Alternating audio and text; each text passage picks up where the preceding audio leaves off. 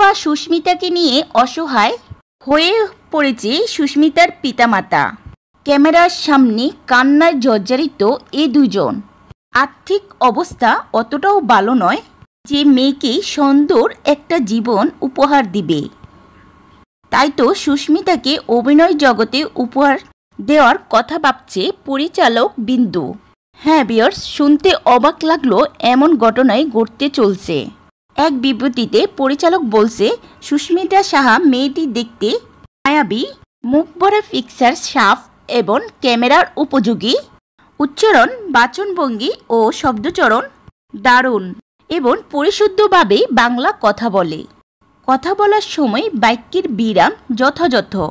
এছাড়াও সে নিজের বিয়েতে এবং হলুদও মোটামুটি ভালোই নেচেছে। তেমন একটা জড়তা নয়, তার বয়সও কম, মাত্র 20। একটু গসামাজা করলেই মেয়েটি কিন্তু ভালো কাজ করতে পারবে বলে মনে হয়। মডেলিং কিংবা অভিনয় ভালো কোনো নির্মাতা, বিশেষ করে আরই নির্মাতারা ওকে নিয়ে ভাবতে পারে। মেয়েটি তাহলে সমাজে জাতাকল থেকে রেহাই পেয়ে যাবে।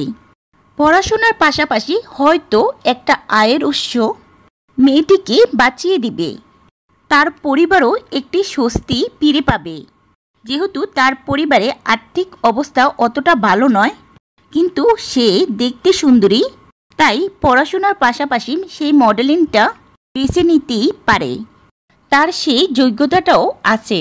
এছাড়াও তার স্বামী মৃত্যুতে যে তার কোনো রকম দোষ নেই, সেটাই সর্বশেষে প্রমাণিত হয়েছে।